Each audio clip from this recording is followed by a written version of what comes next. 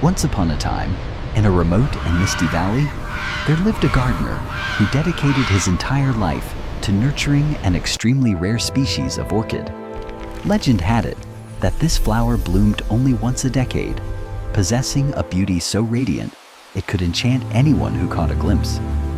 Driven by an intense longing to witness that moment of blossoming, and consumed by a paralyzing fear of the harsh elements, he decided to build a giant glass enclosure, completely isolating the plant from the outside world.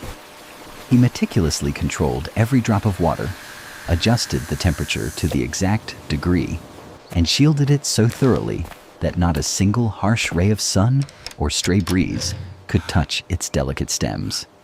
He blindly believed that through absolute control, he was protecting beauty from the cruelty and unpredictability of nature. However, just as the bud began to unfurl its first petals, the unexpected occurred. A tiny fracture in the glass dome, caused by a sudden change in pressure, allowed a draft of cold valley air to seep in. It was a mundane breeze, yet because the plant had grown in absolute stillness, never having to withstand a single sway or challenge, its stem had become incredibly frail. The flower snapped instantly, leaving the gardener in a state of shock and utter despair. Looking at the withered petals on the cold ground before they could even fully bloom, he realized a bitter truth. His extreme efforts to control the environment had stripped the plant of its natural survival instincts, making it more fragile and vulnerable than ever. The gardener believed his glass cage would conquer the forces of nature, but that effort only amplified weakness. Moreover, he forgot a fundamental law. All living things need the wind to push their roots deeper into the earth, and the rain to learn how to rise. The thirst for control robbed that life of its internal strength. Here, we see the futility of trying to master what is inherently uncontrollable. We never know what lies ahead. No matter how sturdy the walls we build against adversity, fate always finds a way to knock in the most unexpected manners. Furthermore, by trying to control too much, we actually become less resilient to the whims of destiny. The paradox of control points to an ironic truth. The more we try to control external circumstances, the less actual control we have, because we are funneling our energy into manipulating something out of reach. Consequently, our efforts to impose our will can lead to far worse outcomes. Though it may sound vague or counterintuitive, this paradox highlights human limitations and reminds us that most attempts to manipulate the universe are futile and often harmful. This video will take you on a deep journey into the heart of the paradox of control. Scene 2. The limits of control. In a historical demonstration of human hubris and illusion, an ancient emperor, so enamored by the warmth of spring, ordered tens of thousands of laborers to build a colossal wall around the capital. He yearned to imprison spring forever, lighting millions of giant torches to banish the cold and commanding royal mages to keep the trees in perpetual bud. He believed his supreme power on the throne could bend the cycle of time itself. But as an inevitable decree of nature, the biting winter arrived anyway. The fortress walls could not stop the snowflakes falling from the high heavens, and even the brightest torches flickered out against the raging blizzards. The emperor was forced to face a brutal reality. There are grand forces in this universe that lie entirely outside his domain. For most of our lives, the power we attribute to ourselves is often an illusion woven from pride. Many of us tend to exaggerate the level of control we can exert over the world. We believe we can control others, molding them to our will. But sooner or later, we face the stark truth that we cannot. Every individual ultimately acts according to their own desires, wounds, and perceptions, regardless of how hard we try to force them into a specific mold. Similarly, we think we control our own bodies. Yet, raw life experience shows us that this vessel grows and changes and decays without our permission. We age, we fall ill, we face mortality. While we can influence these factors through lifestyle, we lack absolute authority. No medical miracle or technology can completely halt the process of aging. The story of the emperor trying to imprison spring serves as a profound warning against the temptation of absolute power, emphasizing the need for humility before the natural order.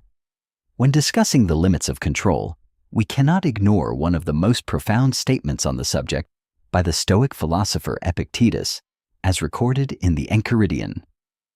Some things are within our power, while others are not. Within our power are opinion, motivation, desire, aversion, and, in a word, whatever is of our own doing. Not within our power are our body, our property, reputation, office, and, in a word, whatever is not of our own doing. Epictetus's perspective forms the core foundation of how Stoics approach the external world, maintaining a sharp distinction between what we can and cannot govern. By focusing all our energy on aspects within our jurisdiction, such as our own perspectives and actions, we can develop a powerful inner resilience that makes us less vulnerable to the whims of fate. If Epictetus had witnessed the emperor's efforts, he would likely have called him a great fool. If a king tries to control the direction of the wind or the fickle hearts of men, he will soon realize they are ungraspable. The more one tries to control the universe, the more the universe reveals how little control one truly possesses. Scene 3. The futility of trying to control. Centuries ago, a merchant invested his entire life savings into a shipment of precious silk, intending to sail to a distant kingdom to trade for gold and silver. But a few days into the voyage, a massive, unpredicted storm struck. The wind tore the sails, the aggressive white-capped waves snapped the rudder, and the ship was swept far from the mainland. The merchant collapsed on the deck, screaming curses at the sky, certain that his life was over, his fortune gone, and that he would die on some deserted island. However, when the storm passed and the ship drifted onto a strange shore, he discovered it was not a desert island, but a land uncharted on any map, a place teeming with rare spices that were worth 100 times more than silk in his homeland. When he returned home, the merchant was not bankrupt, but became the wealthiest man in the region. Almost at that moment, he looked back at the storm that had once driven him to despair and realized a profound truth. Who can know for sure what is truly good or bad? This story vividly illustrates the paradox. We constantly try to manipulate life's outcomes, convinced we know exactly what is beneficial or detrimental for us. Our efforts to control the course of events are often futile because what we perceive as negative or positive in the present can transform into its opposite over time. Consider another example. Imagine a great artist weaving a giant tapestry, the masterpiece of his life. One day, in a moment of distraction, he accidentally weaves a streak of bright red thread into the middle of a tranquil blue background. Panicked and angry, he tries to use scissors to cut out the error, struggling to control the work and return it to its original perfection. But the more he picks at it, the more the surrounding threads unravel, and eventually, he tears a large hole in the fabric, destroying the work entirely. Had he the presence of mind to step back, accept the flawed thread, and continue weaving new patterns around it, he might have created a unique focal point, a masterpiece marked by beautiful spontaneity. The artist's panic mirrors how we react to unexpected events, always trying to maintain the illusion of a stainless perfection.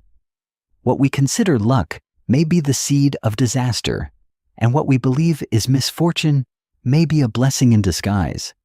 There is no way to know for sure, because life can only be understood backwards. This idea may sound frightening. Can we ever make the right decision?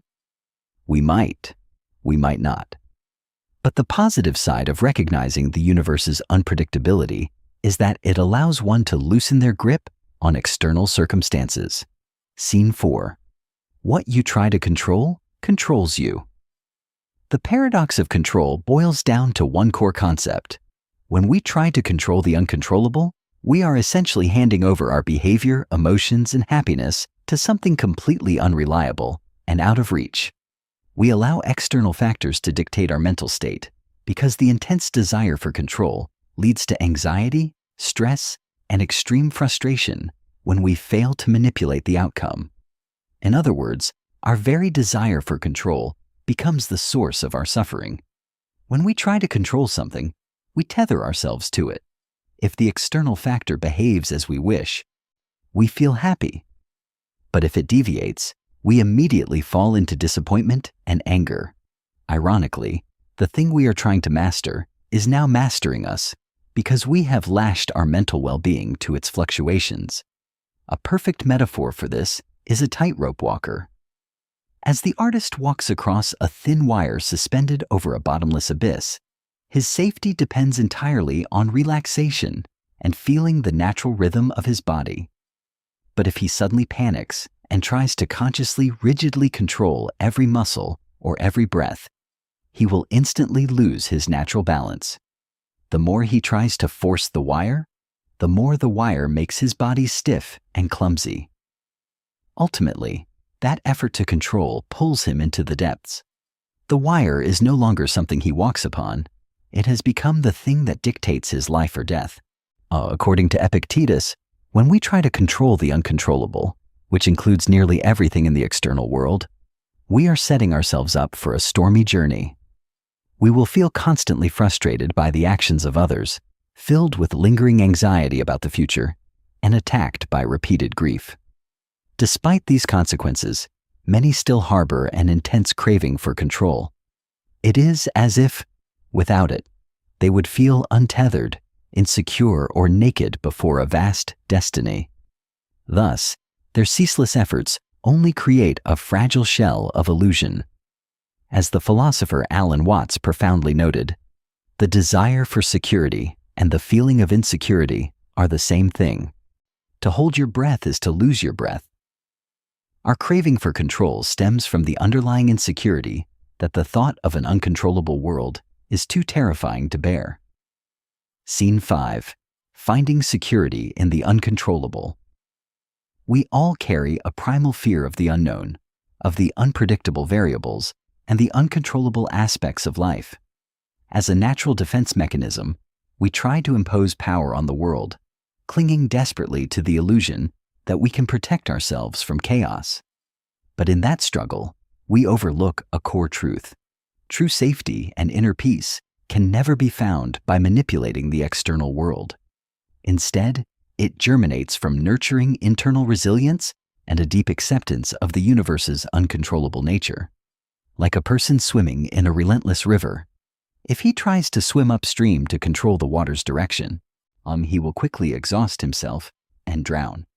But if he learns to relax, flow with the current, and use his strength only to keep his head above water, he will find safety in the heart of chaos. As Ralph Waldo Emerson meditatively wrote, "Nothing can bring you peace but yourself." Embracing the reality of life's unpredictability helps us build a much sturdier mindset. When we truly accept that some things are permanently out of reach, we can reclaim that wasted energy and focus entirely on what we can control: our thoughts, our emotions, and our actions. As the Roman Stoic Seneca sharply stated, "We suffer more often in imagination than in reality."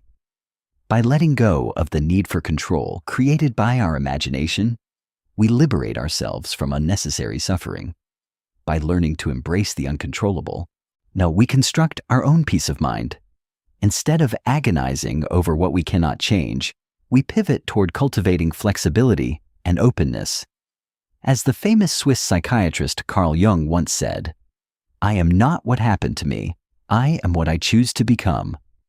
When we open our arms to the unpredictable nature of life, we learn to let go of the toxic need for control and focus instead on the inner strength and courage required to face whatever destiny brings. Ultimately, as Seneca concluded, "It is not because things are difficult that we do not dare. It is because we do not dare that they are difficult." Thank you for spending time reflecting with us.